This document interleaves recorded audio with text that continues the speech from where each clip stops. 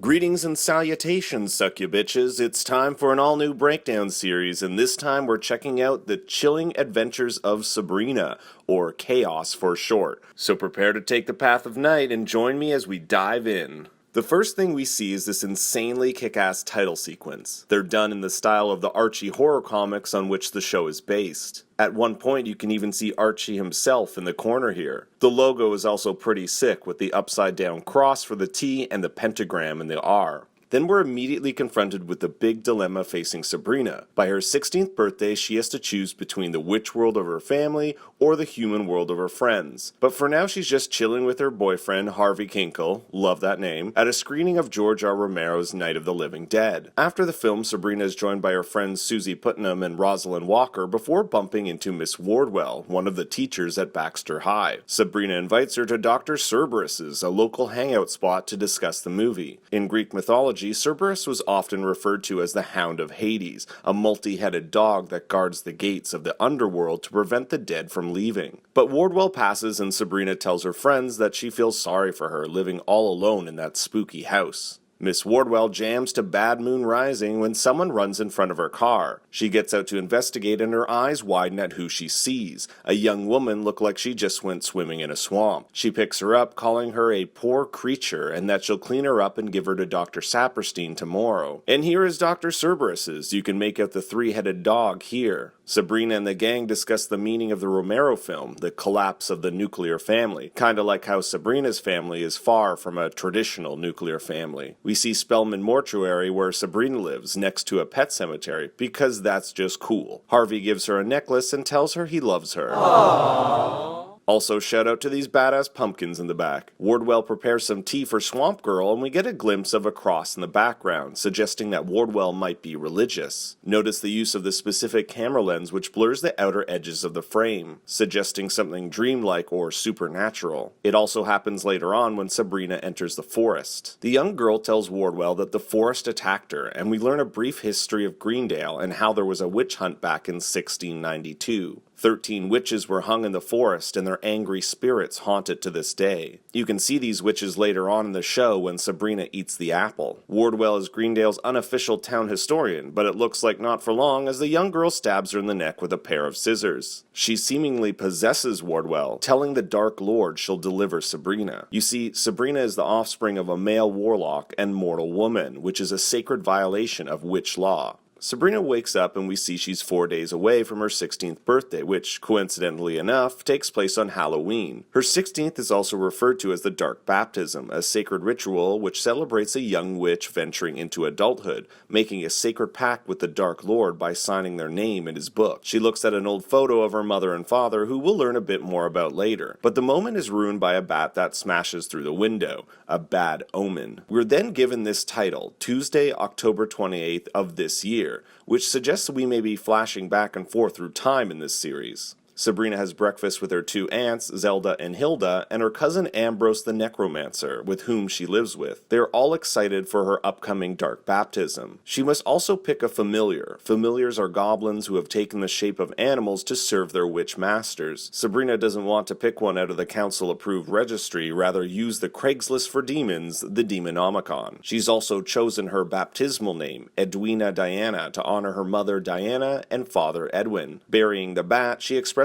her doubts about becoming a witch to Ambrose. We learn that when she gets baptized, she'll have to move away from her friends to cultivate her gifts at the Academy of Unseen Arts, an academy where her father was once headmaster. Ambrose just doesn't understand what she's going through. He was born a full witch and never had to say goodbye to his friends. Not to mention he's been under house arrest for 75 years, forbidden from leaving the grounds. My guess is we'll learn about what he did in upcoming episodes. Sabrina ventures into the woods to call on the spirits of the forest, looking for a familiar. The spell she uses refers to the relationship between witch and familiar as one of equals, not master and servant. She's visited by resident Academy of Unseen Arts bullies Prudence, Dorcas, and Agatha, who warn her if a half-breed like her comes to the academy, she may face the same fate as her parents. They put a blood curse on her, which Aunt Hilda helps diagnose later on in the episode. Sabrina rushes to school to wash away the hex and finds Susie sobbing in the locker. Apparently 4 football players pulled up her shirt to see if she was a girl or not. The same 4 football players we see briefly snickering at the movie theater. Sabrina rushes to Principal Hawthorne, but he's a total dick and refuses to do anything about it, suggesting that Susie should find another school.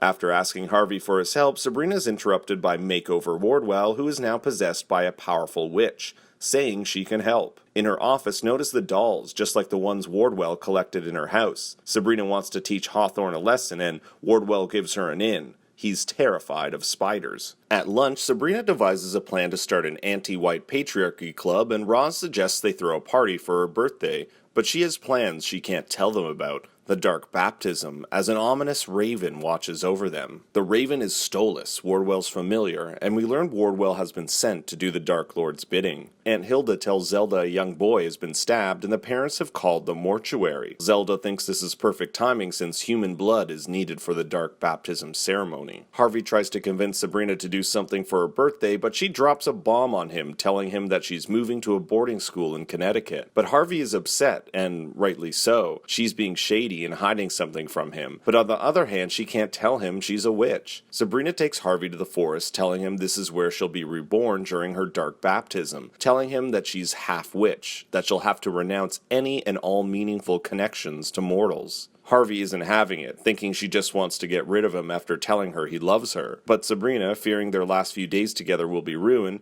puts a non-consensual spell on him so that he forgets everything that just happened.